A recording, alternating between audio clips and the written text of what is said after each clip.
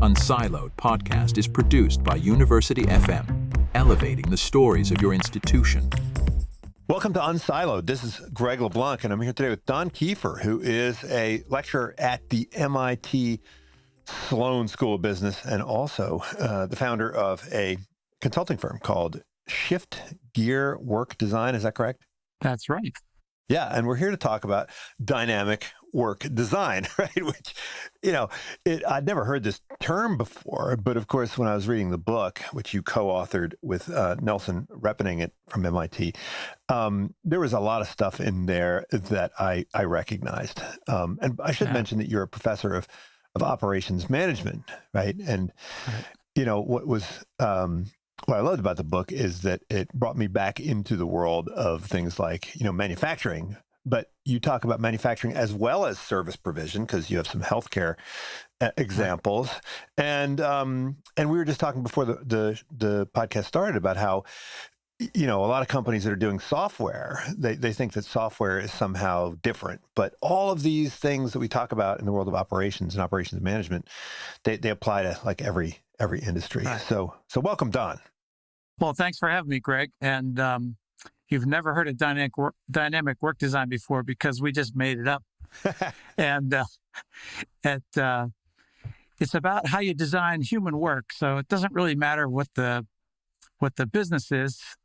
We have a lot of examples. I haven't worked really in manufacturing for 20 years, been in banking and service industry and software, everything but manufacturing for 20 years. But our students will see a case or our clients and they'll say, yeah, it works over there in that DNA lab, but it won't work for my business. And actually, Nelson, my collaborator has a line I love. He says, this only works in businesses and organizations that have people in them because it's about human work. So yeah. Not about a particular technology. Well, I would go even further. I mean, we talk a lot about automation and using agents, but I mean, a lot of the principles still apply, like particularly, having to do with these handoffs, right? Yeah. And, you could talk about the human chain, you could talk about the agentic chain. And it was, I was teaching this course on agentic AI last spring, and it dawned on me that most of the people in my business school classes who are future managers, they've been managers, most of them don't really understand how work works, right? Like even the work that they're doing or the work that they're managing, right. they sort of don't have a good they're kind of winging it, and you can't really automate something unless you understand what's happening. So I guess one question is, why is it that senior managers and maybe even junior managers, why is it that they're so, ignorant of what's happening right in front of their eyes, and perhaps willfully so? Well, I worked with a guy by the name of Takashi Tanaka who taught visual management to Toyota, and I started working with him in the U.S. and we go to American companies, and at night, and we were having dinner, he'd say, "Don, why do American managers act so crazy?" I said, I don't know why, but let's just fix it. So I don't know why they do, Greg, but I think in our business culture, the higher you get up in management, the more separated you get from doing the work. Yeah. And even like I grew up in manufacturing, ended up running big factories and big manufacturing organizations. I knew how to run machines. I knew how to program the machines. I knew all the work, all the way from the bottom to the top. But I knew how it used to be. So I would even fall into the same trap. And so not only do we get disconnected from the work, but as we go higher up in management, our bosses don't expect little changes. They expect big changes. So they expect big programs. And I think one of the counterintuitive things that we talk about and that hit home with me mid-career was that these big initiatives don't really work. You have to start really small by understanding what's happening with the work. That's where the answer lies. Otherwise, you're guessing at what's happening. You talked about automation. In the 80s, we saw many people fail with automation because they'd say, we're going to get rid of people on the assembly line. And they program the robot for what they think the person was doing. Yeah. It's like, here's what people are supposed to be doing. But that's not what they were doing because actually doing 100 other little things to compensate for that crappy design you had of your products in order to fit it together.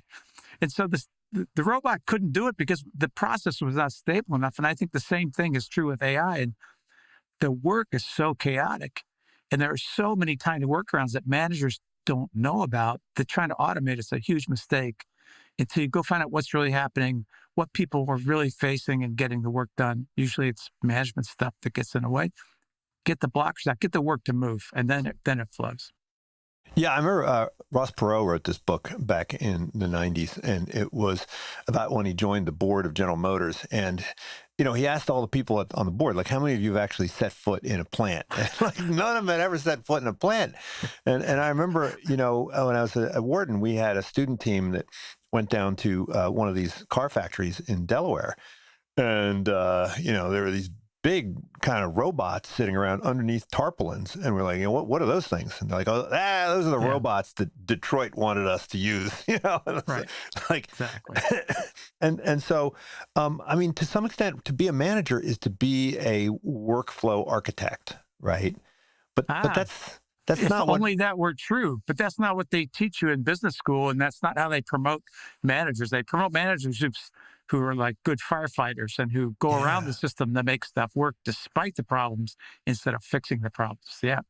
Yeah, maybe we can talk about that model of leadership because it pervades our culture. I mean, look, when you watch TV, what is it like ER? And what happens in ER? It's like someone's on the table and the blood is spraying everywhere, and the guy rushes in and he saves the life, and it's there's all this adrenaline and there's alarms flying everywhere, and everybody's like, you're our hero, right? I mean, what's wrong with that view of leadership? Well, this is what there's nothing really, there's nothing bad about the behavior. Every business and every organization gets into trouble. And when there's trouble, then someone's got to jump in and sort it out. In fact, one of the definitions I like to use for leadership is when there's a gap in knowing what to do, it's leaders who step in the gap and define the way. But I think the problem comes, especially to successful businesses, like all of a sudden you're successful and you get like you're a startup and then you get like 1 million orders or you get more demand than you can handle. And then what happens, you have to start expediting work and you do this firefighting. And then pretty soon the firefighting becomes the way because you don't fix the underlying problem. And so you reward the people that are firefighting and the system behind you just gets more and more chaotic. This is actually what happened to Harley. In 85, they almost went out of business. It was a huge crisis. They let off 40% of the business, union and salary. And we should mention that Harley is where you worked for many years. I was there 15 years, 89 to 2004. So I got there just when it went private. It was $400 million, and I was there till when it was over $5 billion in sales. So it was a huge climb up. But in 85, they almost went out of business. And when I got there, the people that had saved the business through all this kind of like, we're going to just get it done, guys, because there's no tomorrow, they were all promoted into management. So if there was a problem on the assembly line with a new model in York, Pennsylvania, someone in Milwaukee, an engineer would put a part in his suitcase, jump on a plane and go out because he knew the person on the assembly line. And like that was like a great thing. They saved the company. It was like, do it right now. But it became the method, and they started running the company on adrenaline and not being careful to build the structure underneath that to make sure that was only the leading edge of problems. It wasn't the strategy. Yeah, I have this exercise that I do with executives where I say, okay, there are 4 things you can do with your time, right? One is planned work, one is unplanned work, and firefighting is the unplanned work. I even have like a little image of a guy putting out a fire. And then there's sort of test and learn, incremental improvements, which I think this is really mostly about, right, this book. And then there's the sort of strategic visioning, right, the kind of Clay Christensen, hey, are we even like doing the right stuff? And I ask managers, like, how much time do you think you should be spending on all this stuff? And they'll give me a number. And then I'll say, well, what are you actually doing? And almost all of them are spending an enormous amount of time on firefighting. But of course, if you're doing all the firefighting, then you don't have any time left to figure out like, hey, why the heck am I firefighting all the time? Exactly. Not to mention that if you're firefighting to run the day-to-day business, you have no time to think about the future, to even think about the strategy or think about what's happening. So we're much more about improvement, about incremental improvement. What we are about is discovery. So the idea is that every action that you take in business, be it at whatever level, at the strategic level or the frontline level, is based on the assumptions about that activity will cause an improvement. And so we run it as an experiment, say, instead of measuring the plan, we measure, did the activity actually do what you thought? And if it did, great, let's do more. If it didn't, why not? And so we inject discovery into the whole idea of human work against a target at every level. So why doesn't this discovery happen? I mean, it does seem like there are some, I don't know, blinders that people are wearing. I mean, I remember I worked in a factory when I was very young. I was the bundle boy, so I know all about the handoffs, and we can talk about that at a clothing factory. But I also worked as a bus boy, and these were the kind of roles where your job was to be constantly on the lookout, right? You're always looking around, trying to figure out what's happening, and yet it seems like, I don't know, routine blinds you to certain things. Maybe positions of leadership blind you to certain things, right? Why is it that people don't notice what's wrong, but they also don't even notice what's right? Like there's just sort of, I don't know, some failure to recognize the way the work is happening. Well, there are a lot of elements. I know about a few, some from my colleague, Nelson Repenning, who is a PhD social scientist at MIT, and which is why our partnership has worked for so long. So one is I'm sure you know Kahneman's work, thinking fast, thinking slow. So there's system one and system two of your brain. One is based on routine patterns that you absorb, and the other is based on logical thinking. So I think once you commit to routine work, we just do the routine work. And that happens at the front line. It happens for big managers because they get very, very smart because they've seen so many problems. So they just use that pattern matching brain to say, I've seen this before, let's go do this. And actually, that's not really the problem because they're not close enough to work to see it. So one of the tricks we use is to slow them down. It's like write the problem down and go see the data. And oh, there's something actually different going on. So there's a lot of brain function here that I know I've seen that before. And if you've read Kahneman's book, what you find out is that your brain decides what you want to see. So this is why optical illusions work. So you'll actually see something that's not there. And that happens with our experience too. The other piece is, one other piece is Frederick Taylor. 100 years ago, the guy that started scientific management. I mean, he got a lot of stuff right, which is that, you don't have to make shoes 100 different ways. Let's discover the best way to make shoes, and then we'll break up each task and get really productive at it, which created a lot of wealth. But his idea was there's one best way. And there are people who decide the best way, and there are other people that execute the best way. In other words, you do what I tell you.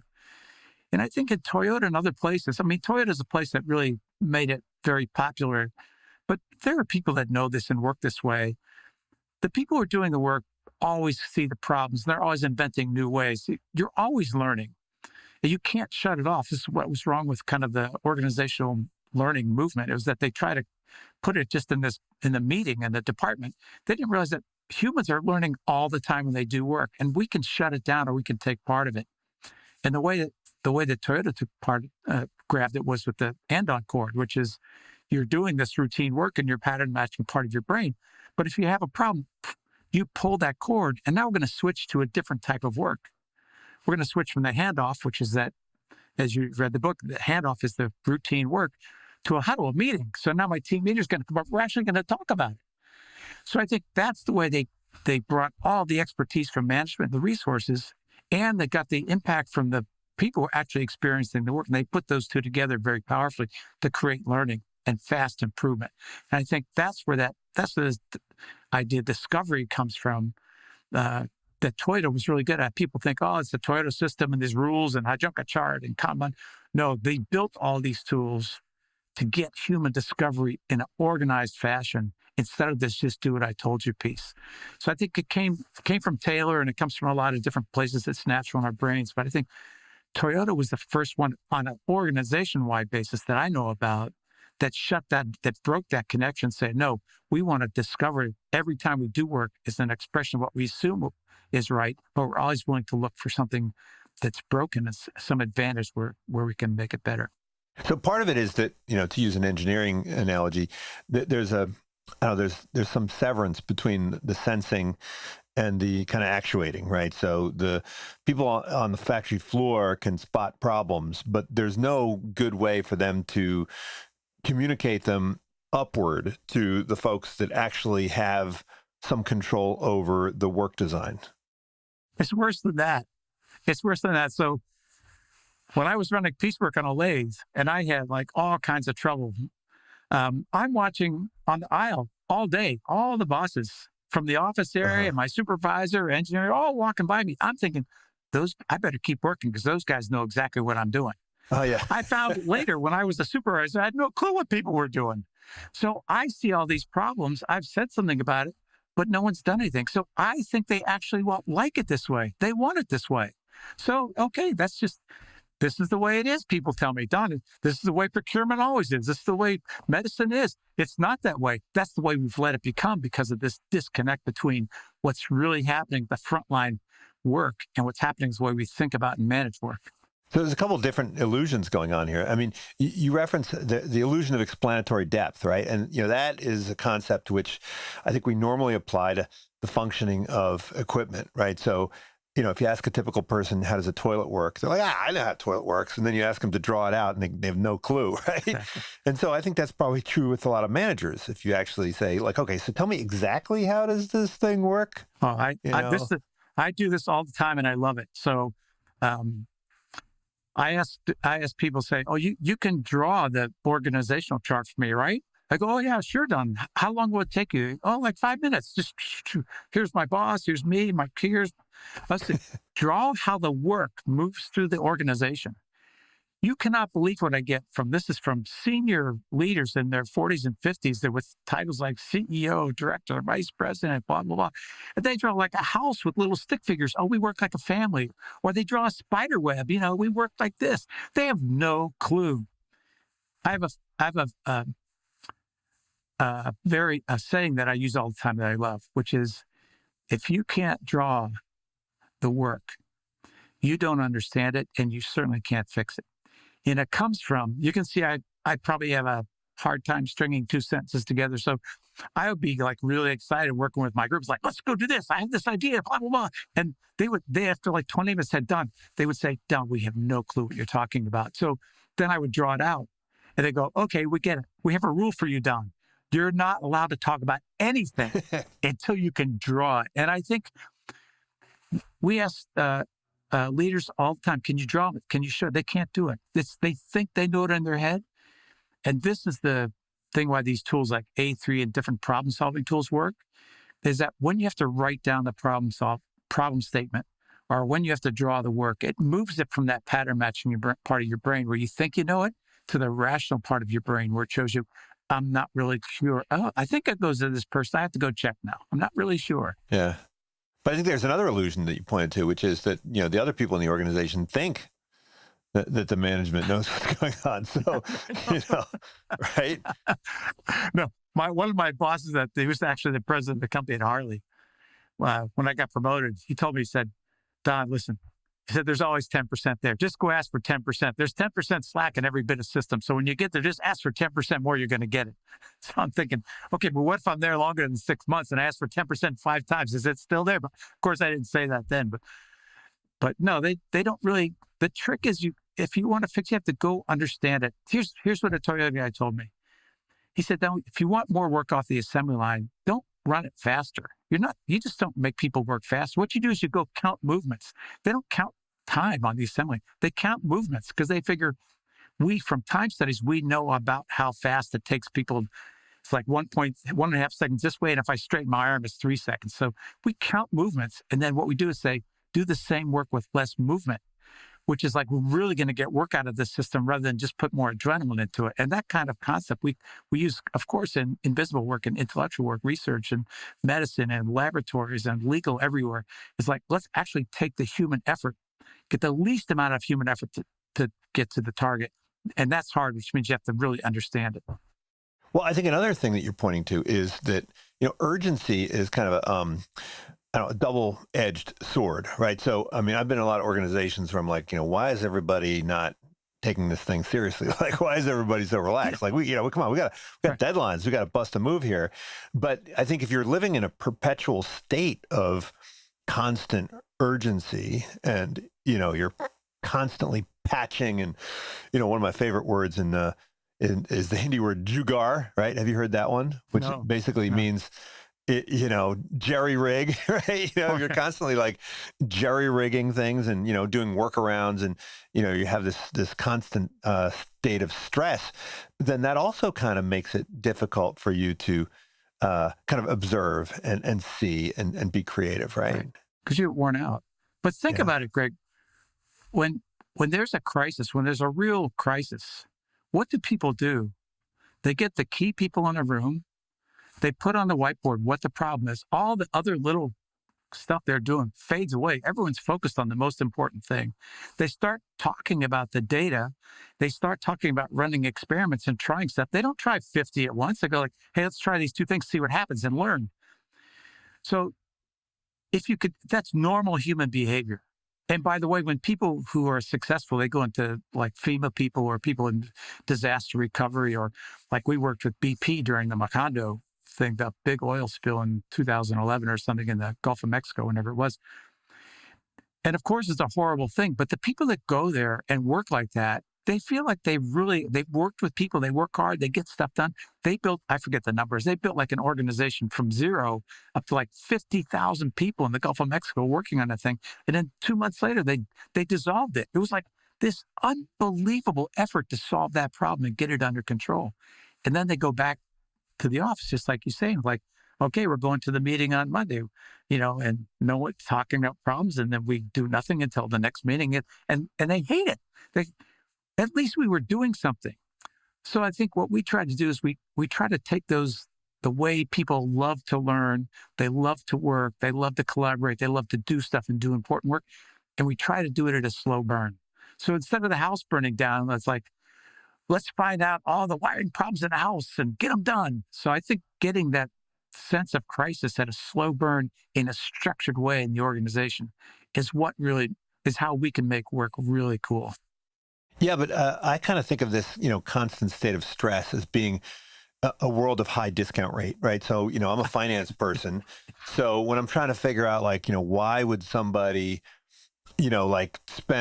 patch their tire every day rather than just buying a new tire, I think it's because, they can't afford to buy a big new tire, right? And so, why do people max out their credit cards? It's because, well, they can't afford to save up and so forth. So, when you have all this debt, and I don't think I ever saw once in the book the term technical debt, but, I was recognizing a lot of what you're describing as technical debt. And I think it might have been Steven Spear, I can't remember, who used the term organizational debt, right? Where rather than fixing the problem, you just kind of are continuously addressing the symptoms. And then, you just keeps coming back over and over again. And get a huge backlog of these problems. Yeah. Technical. Yeah, exactly.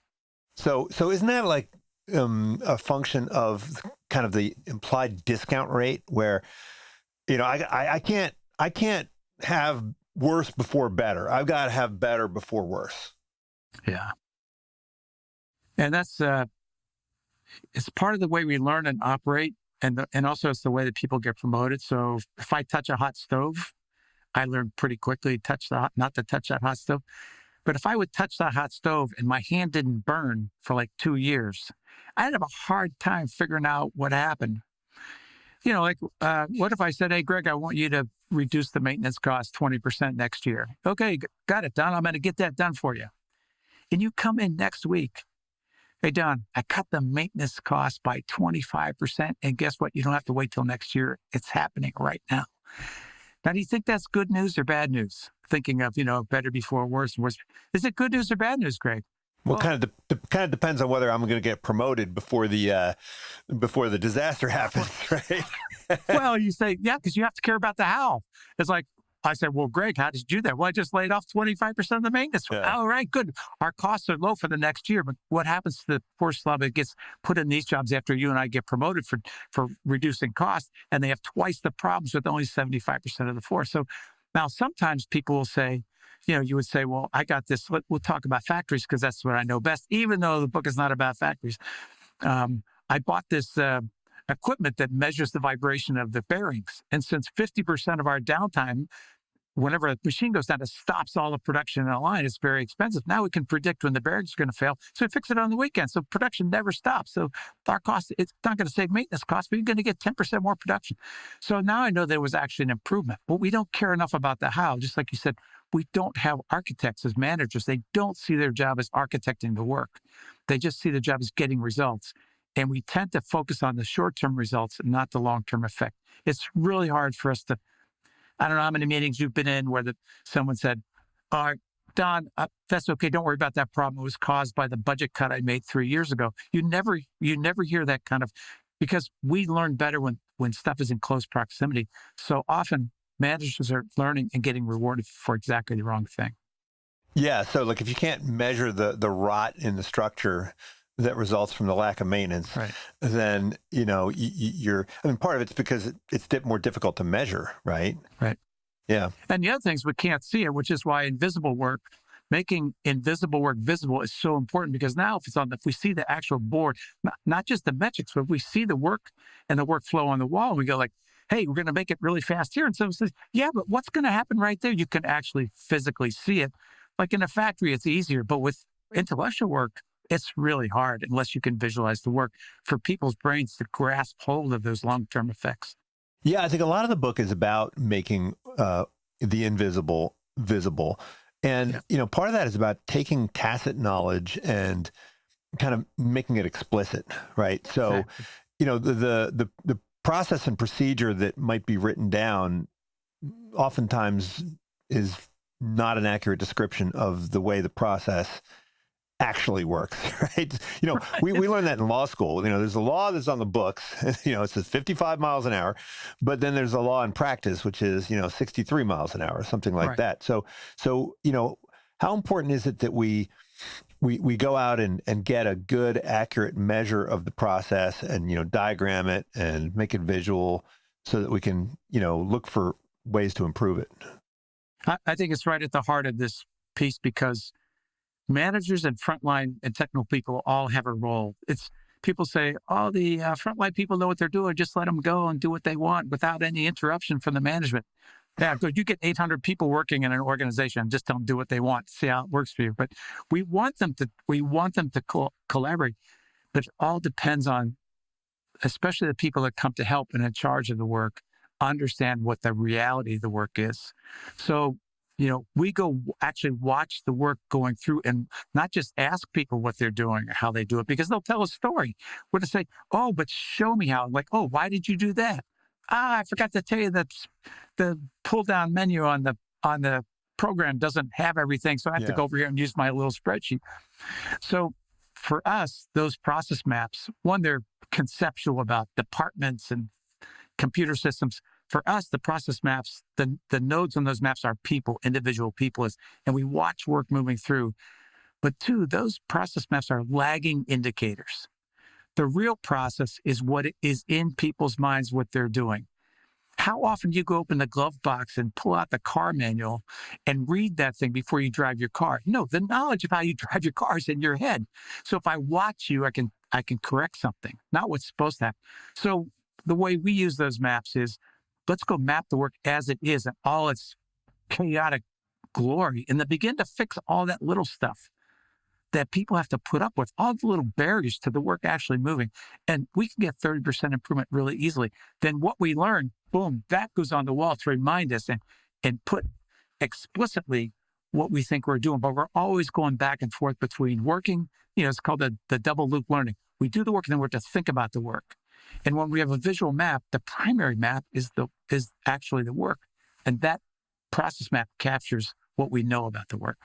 Yeah, you've got some great stories. One of the stories that I think I'll remember and perhaps recycle was about this poor guy in the procurement department, right? Who, Jerry. he was dealing with these outdated, forms, and it took weeks to get something paid for, right? Which should have happened very quickly. And I think part of the problem, I mean, you could say, oh, yeah, the forms were bad, right? And I think that's what most people would say. But it seems also like, this guy had, I don't know, he didn't really understand the process that he was going through, and he didn't understand that it could be improved with some relatively easy steps, right? Because he'd become habituated to the old way of doing things.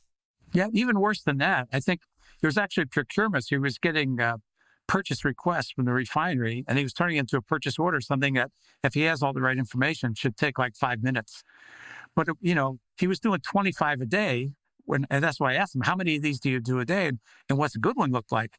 And so he said, oh, yeah, it's like 5 minutes if I have all the information. So I did the math on my head. Like, you should be done with your work like by 11 o'clock in the morning. But yet he's working 10 hours and they have contractors in there and he's doing email at home. The mistake that was made was they used to sit in the same place.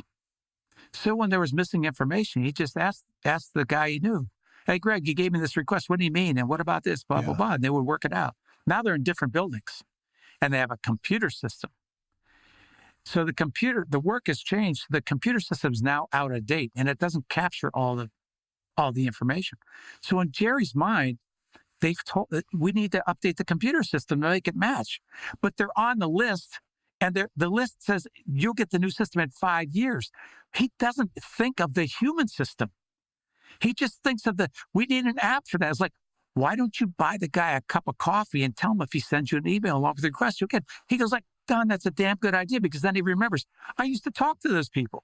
So I think this is a big mistake. We mistake the technical system for the human system. We were at Fannie Mae, working at Fannie Mae. They have, trillions of dollars that they're, watching and, no kidding, Greg. Every time you talk about a problem, it's like, how can we solve this in the computer? It's like no one thinks anymore about, I can walk down the hall or call a person on the phone or get something and just let's solve this with talking to each other. And like, wow, 80% of the problems go away and the software gets easier. Even if the software is bad, we can work around it easy by talking to each other until we get.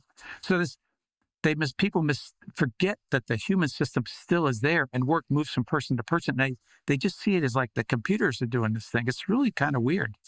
Yeah, I think I had a colleague who said, if something takes more than 3 emails, just pick up the phone, right? Yeah, I had that rule too. Come to my office and then like in 3 minutes, like the whole thing gets resolved. But imagine that if you don't do that, that problem is like circulating around sometimes for weeks. And it's hurting the work moving forward and this is the huddle and the handoff. The huddle is the meeting. So you're trying to do a task with a handoff, which means it's routine. I can do it with an email, and it really needs a huddle, really needs conversation. So it's the wrong design. It's not a bad habit, bad emails. It's a wrong design. Well, sure. But I mean, in the long run, right? I mean, that's a difficult thing to scale. I mean, one of the reasons why Amazon has been so successful is that, Jeff Bezos in 2003 said, the only you're only allowed to communicate with adjacent teams through APIs. Like you're not even allowed to pick up the phone, right? And this forced them to have really good technology, right? And it meant that they had to spend a lot more time up front making sure that those interfaces worked well, which obviously was an investment. But once they had actually done that, then things worked pretty well, and they didn't need to have these human communications, right?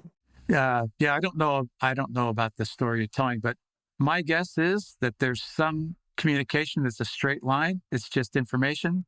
And there's sometimes they have to solve a problem or make a decision. And even if it's electronically, they're together talking about it. Sometimes you need a Zoom meeting and sometimes you need an email.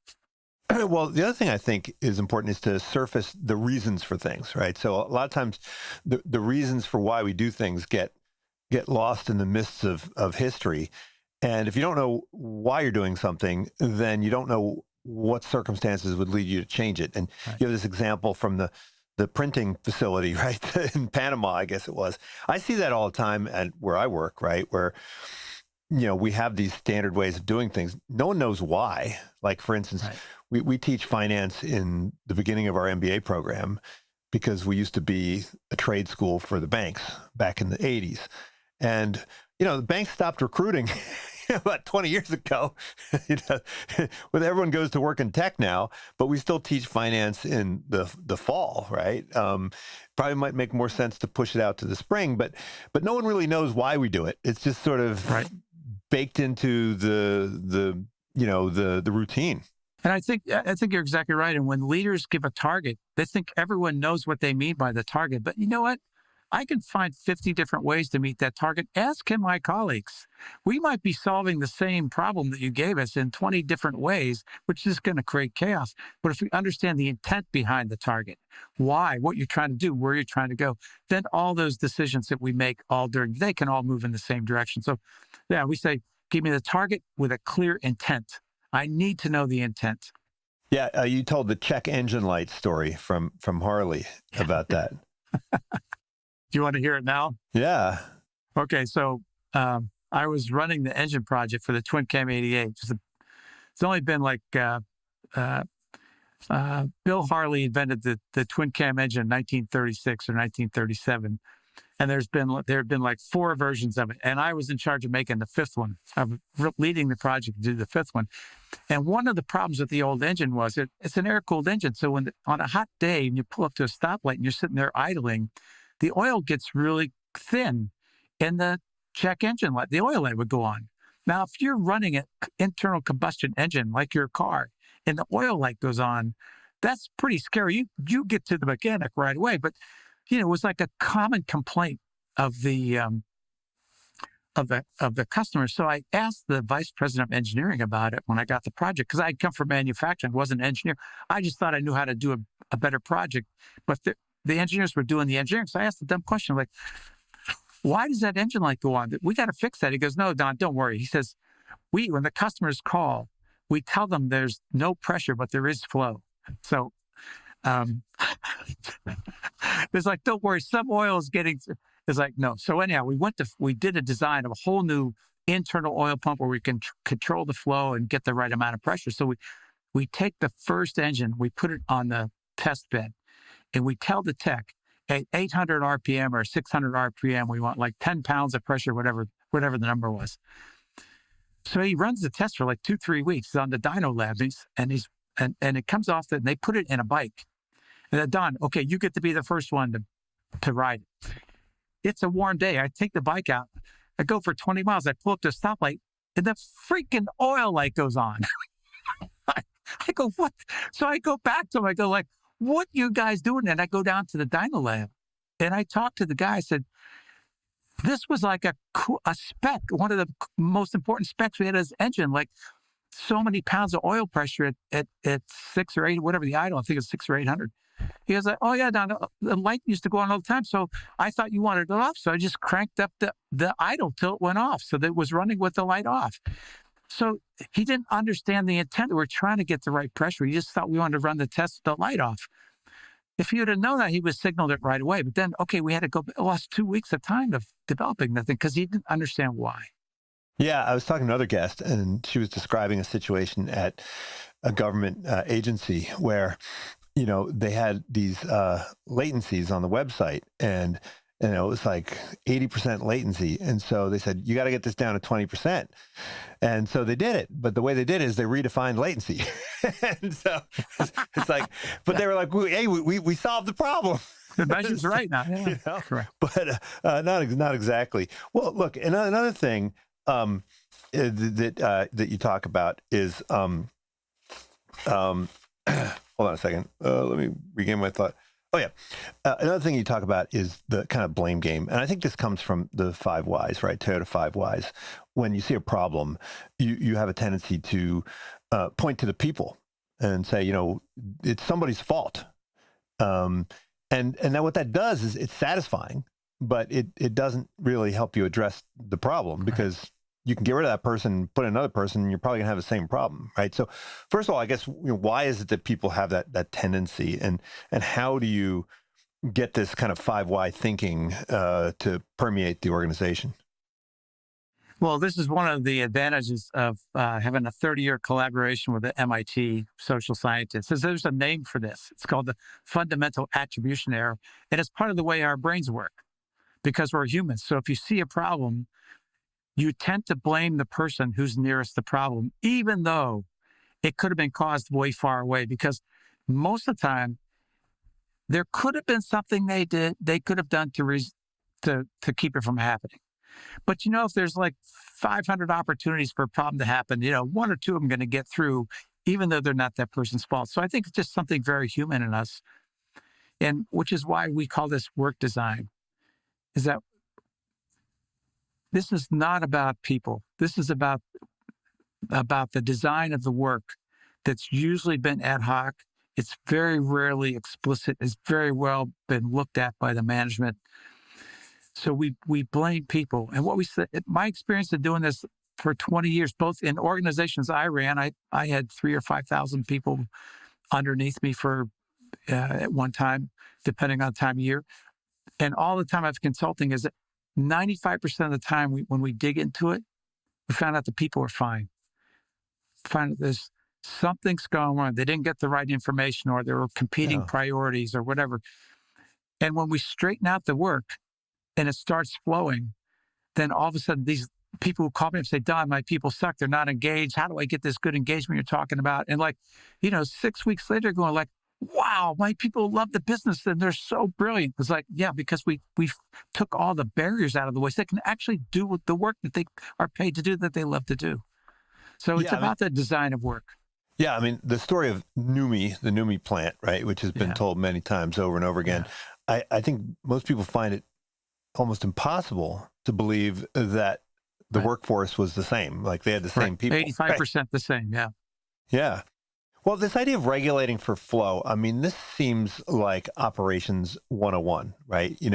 And I think when you think about a factory and you think about the potato chip bags going down through the chute and getting gummed up behind something and piling up and overflowing, like then we understand what work in process is and what the problem is with work in process. But this idea of work in process, I mean, it's everywhere. It's a problem in hospitals. It's a problem in software manufacturing. It's a problem everywhere, right? Where there is something gumming up the works and blocking the flow of work. It's a problem in factories too. Yeah. The only place it's not a problem is the assembly line, because you can see it. And when one problem happens, the whole thing stops, which is by design, because it's good design. That's why it works. Yeah. But go to the maintenance people or to the engineering people or the accounting people or the finance people, or go into software or medicine or banking. And it's like, Greg, we have this really good idea or this really important customer, just one more good thing to put in there. It all comes from a good place.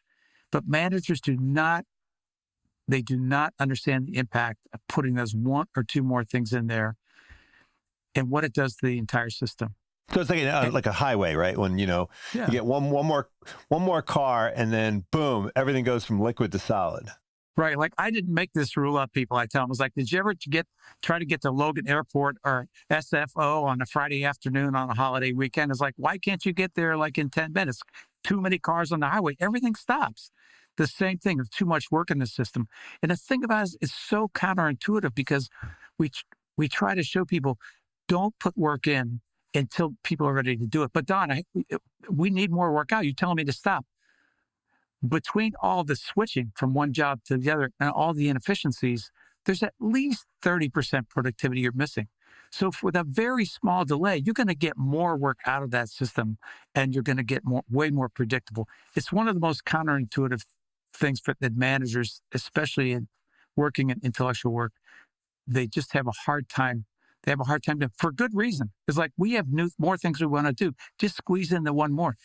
Because they don't have visibility to the system, like on an assembly line, they don't have visibility to work, which we can make visible. They just don't believe it. They think it's you're causing me to do less work. Well, you have some ideas for how you can make it work visible, right? With whatever Post-it notes and signals and indicators and so forth, right? Right.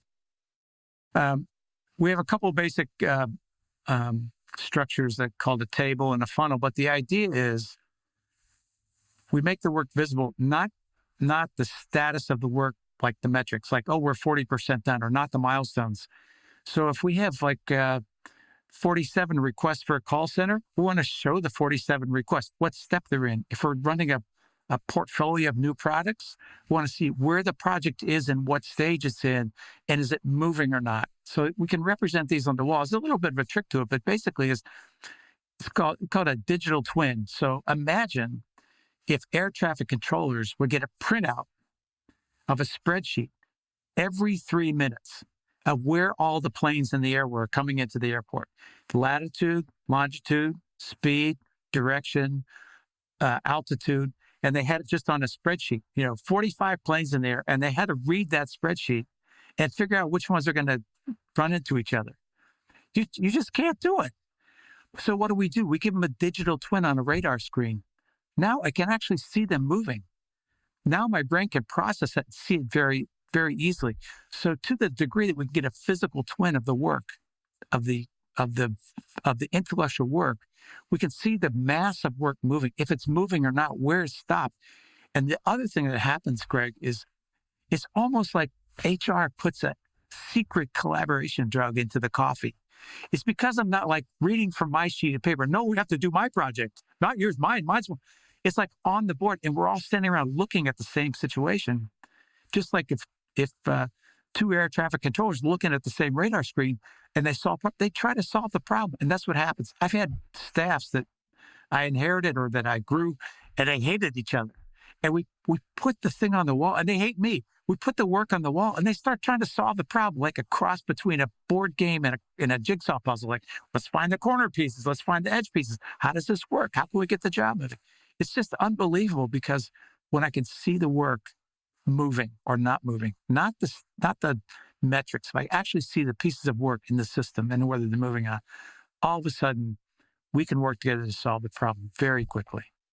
Well, now you didn't use this terminology, but it seems to me like these dysfunctional organizations you're talking about, they necessarily become more political, right? Because of the scarcity. So, you talk about how, the work has basically gotten gummed up, and now I'm going to be like, look, I got to get my patients taken care of, and I've got to get my orders out, and so I'm going to go and ask for an override. I'm going to go and ask for some kind of urgent acceleration. I need to get this thing expedited. So I'm going to figure out, and you talk about, going over and buying a cup of coffee. Well, now I'm going to bake a hell of a lot of cookies for whoever it is that gets to let me jump the queue. Right. And so everything is going to necessarily become political. I love this example you talk about where, the airplanes, they shut the door. And once they shut the door, they shut the door. That's not actually how it works in other parts of the world. If the minister shows up and the thing's on the runway, it's coming back, And so everybody's like, well, how do I get to be, the kind of person for whom the plane is going to turn around? So exactly right. And people use power and their political and their power status, to get things done. Yeah, even surgeons we talk about surgeons fighting in the hallway. Which patient's going to get into the ICU? Which is like, why do we have 4 patients sitting in the ICU bleeding after a heart surgery, and there's no room for them in the ICU? And the way we resolve that is like, we're going to fight over who gets to go first, rather than organizing the system so there's no delay. But it's not just dysfunctional organizations. I remember at Harley when I saw some of the things that were going on there, and Greg, we were printing. I mean, it was better than drugs. We were printing money. We're making so much money at the executive meetings. We say before we were giving dividends, because we're still growth stock, so hadn't started giving dividends yet. And we laugh and say, like, we're getting so much money. What are we going to do with it all? And someone said, well, what business makes more money than motorcycles right now that we could invest in? And the only answer we could come up with is illegal drugs. We were making money hand over fist, but down in the bowels, the fighting in the hallway and the dysfunction and the all the stuff you could see where we could have been making so much more is just unbelievable. So it's just these, the bigger the organization, the worse the problem gets. But it happens in startups too. Now, you talk about how this is dynamic work design as opposed to static work design, right? So, you can't just sort of take a snapshot, figure out what you're trying to do, design a solution, and then rest on your laurels, right? Right. So by static, we mean like the org chart. The organizational chart is a static thing. A process map is a static thing. HR policy is a static thing. But that's the way managers think about their organization, how many layers are we going to have and how we divide up the departments. But if you ask them to think about how work moves through, how you're going to design that, they just look at you like a lost puppy, like, what? What are you talking about? So we build those structures so we can get efficient. That's how we build big organizations from little craftsmen, I build shoes. We build these big organizations separated by specialty and decision-making and all this kind of stuff. But those structures cannot keep up with the pace of internal change or external change. Now, I know we say the world's changing quickly now, but I bet after World War II in the 50s and the 60s, people were thinking, wow, the world is changing quickly. And in the 30s and the 20s, it's always been changing. The problem is these structures don't keep up. So how do we keep up with these things? And that's what the book's about. How do we change those sclerotic, static structures into how do we see an issue happening today, adjust for it? And if we learn something, can we embed it in the organization? If we see a new market coming up or a new function, can we handle it and learn and incorporate it? Do we see a new problem? Can we address it today? So getting the management in touch with the real work, almost day in and day out in real time, to discover the best way to fix the problems and keep moving that structure of the organization in tune, at least a little bit ahead of the pace of the external change. Yeah, but I mean, it's a bit of a paradox. I mean, operations isn't super fashionable at the moment. And I think in part because people are focused on things like, disruptive innovation. And of course, one caricature of that would be to say, oh, all that Six Sigma stuff, all that lean design, all that's distracting you. Right, because when you're focused on that and you're focused on these incremental improvements, you're missing the big disruptions that are ultimately gonna crush you. That's because the mental model people have is that this is about incremental improvement in making widgets, and for people who do the same thing every day, and just in operations. But it's not just in operations, and it's not people who just make widgets. It's for operational work in any function.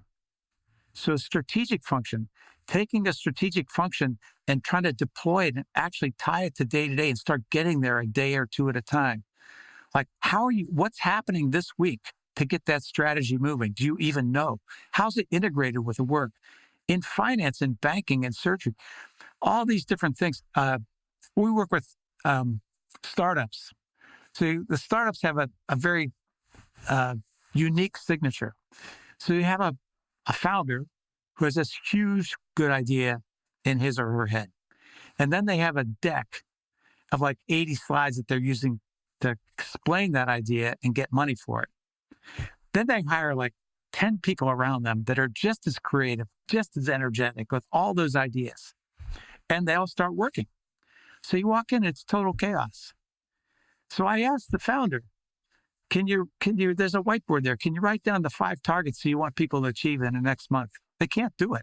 They start giving speeches and decks. No. They start sweating. It's like, no, 5 things that you want this group to accomplish the next, but they cannot do it without sitting down, thinking about it, working on it.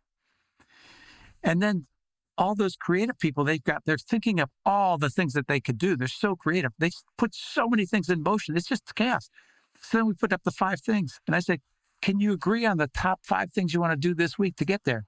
We have to do all this stuff. No, can you think about it, slow it down? So one, they can't be clear on the target or the intent behind it. They can't get specific. They have a vision, but they can't get specific. And then 2, they can't regulate the work. They have too many ideas at once in the system. So if you can resolve those 2 issues, then you watch them, they start iterating and they start moving fast. This is not about operational factory widget work. This is about, we have researchers in the same quagmire, scientists doing DNA research in the same quagmire, CEOs in the same quagmire with their strategic staffs. What happens everywhere in the organization. So it's about operational work in any function. So, look, what is it about management education? I mean, are we teaching the right stuff? Are we emphasizing big picture, big transformations, abstract leadership? I mean, what can we do to better prepare our students for Yeah. running these organizations? I have to say, when it took me a while to figure this out in my own organization, when I realized that the chief HR officer didn't really know what anybody did. The chief operating officer didn't really understand what happened. Chief finance officer didn't understand where the money was. And I'm thinking, is that normal? And then I realized I talked to other people and I'm like, yeah, that's actually kind of normal at most organizations, right? So what are we doing wrong? Well, you'd have to have my colleague on, who's actually works in academia, to explain that. But from an outsider, I mean, it looks to me like, oh yeah, this is all about spreadsheets and deals and finances and fancy strategic thing. But do you actually show people how to run organizations? You don't, and that's based on my experience because Nelson and I started teaching it in the executive MBA and the MBA, and we teach it in exec ed. And here we get MIT executive MBA students, 125, pretty smart people from every industry, from all around the world, anywhere from like 35 to 55, at the peak of their career, very powerful, pretty clever people and very motivated because they're paying a lot of money to come there. And you ask them these questions like, can you write a problem statement? I can tell you what to do. Yeah, but what's wrong? What's the problem? You can make them sweat. No, they can't. Do you know how the work moves? Can you show me? Can you draw for me? They can't do it. We want you to do a project and go down and investigate. Oh, no, we've been there. We don't do that. We just do big stuff. No, if you want to pass the course, you have to go down and see it. And the thing we love to see, we tell them, if you're not embarrassed by what you find in your own area, you haven't looked hard enough. And they laugh at us. Right. Oh, yeah, whatever. And then they come back. And the best day is when they come back and start telling us, oh, look what I found in my own area. I can't believe this is happening. Yeah. So I don't know the answer, Greg, but I think we've gotten too far away from the work and all this kind of big ideas and these big initiatives. What we need to do is learn how to do work and how to fix work and how to design work. And that's what we're teaching. It was like, what are the ideas, not the leadership principles? What are the principles about designing work? Like design for discovery. That's how we run a management team. Design for discovery, not for executing a plan. Learn to solve a problem correctly. Connect the human chain so people can see the problems. Regulate for flow. Even if you have a good system, you put too much work in it, it's going to come to a standstill. Regulate the system and visualize it. So 5 ideas about the work, not about the people, their attitude, all this other kind of lead with aggressiveness, or, these book titles with one word in them, like, yeah, charge or something. I don't know. No, it's way more complex than that. But we actually teach them how to think about work and how to not blame people. But I tell you, we have 5 principles. You read the book, 5 principles. I've been doing this a long time. I can't remember a problem that I've come across that does not fit one of those.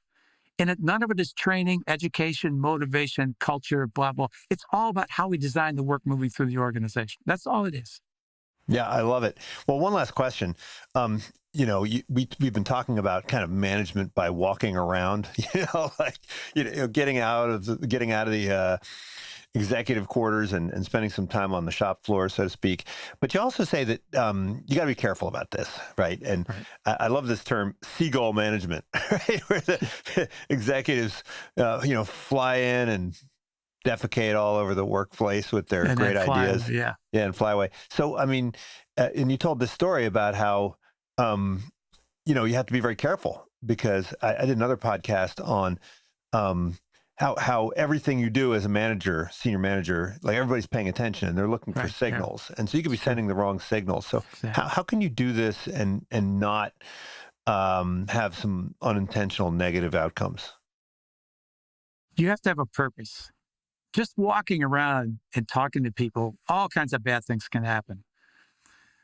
The way we suggest people start is pick a small problem of a really important issue, a small piece of a really important issue you have. Take the people involved, from the managers involved, and go see what's really happening and help. Bring your expertise and knowledge down there so you can understand what's really happening. You can boil water in a thimble a lot faster than you can in a river or ocean. So go make that little piece of work actually work 30, 40% better.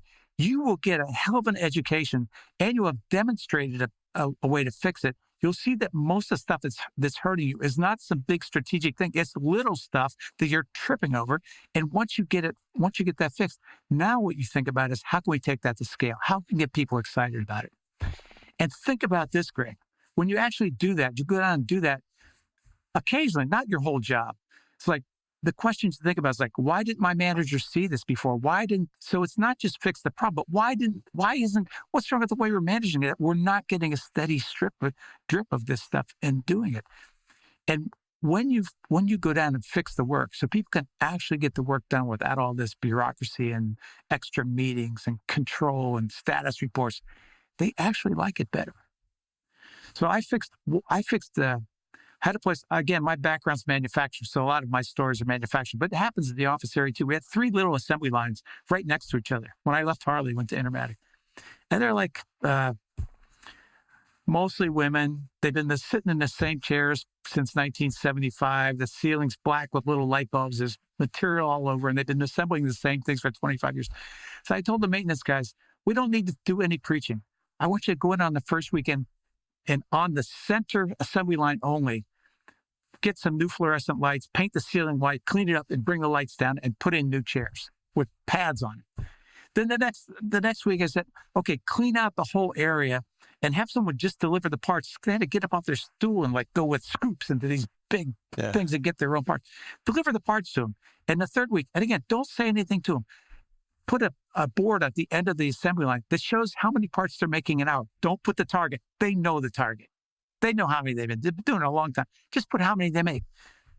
What do you think happens after 3 weeks? They're doing 40% more output, and they love it. And when I walk by, the people on the other 2 assembly lines are begging me, hey, Don, what's wrong with us? We want the lights. We want the chairs. Clean the place out. Paint. Think about it. They're begging me to be more productive. It's a better way to work, Greg. I go home, I worked hard, but look what we did, and it was easier, blah, blah, blah. I'm tired, but look what we did. And I think that's what we miss. People want to do good work, meaningful work. Go find the stuff that's getting in their way, even if it's stuff you've put in the way, and get out of the way. Help them. Help them with the design of work. I know it's good. I know it's good for business. There's stories galore in the book about how points on the board, but I'll tell you why I do it when I should be sitting on the back porch collecting Social Security and drinking beer, is because the look on people's face, we can actually go to work and be productive no matter what their level is and feel like they're part of something good and doing something for the customer. That's why I keep doing it. Well, I can't imagine there's anybody out there at any workplace that isn't occasionally wondering, that there's got to be a better way. So I love I love the title of the book. There's got to be a better way. I don't even think I introduced it at the beginning, how to deliver results and get rid of the stuff that gets in the way of real work. Definitely check it out. Thanks so much, Don, for joining. Thanks for having me, Greg. It's been fun. Unsiloed podcast is produced by University FM, elevating the stories of your institution.